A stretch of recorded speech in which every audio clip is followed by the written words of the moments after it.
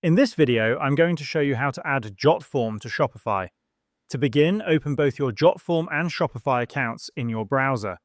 Once you're ready, go to your Shopify dashboard and click on Online Store from the left-hand side of your screen. Scroll down a little bit and you'll see a Customize button in front of your theme name. Click on it to open the theme editor. Inside the theme editor, click on the small arrow next to your store's name in the header. From here, select the page where you want to embed your JotForm. In my case, I'm choosing the contact page. If there are already some elements on this page that you'd like to remove, click on them and then use the bin icon to delete them.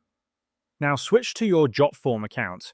Hover over the form you want to embed and click on Edit Form. Once inside, click on Publish at the top, then select Embed from the left-hand menu. Find the iframe option and click on it, then click Copy Code to copy your embed code.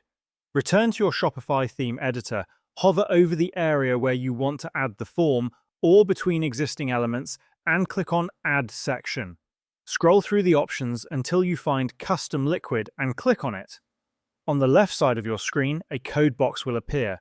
Paste the iframe code you copied from JotForm into this box. Once you're done, click on Save at the top right corner.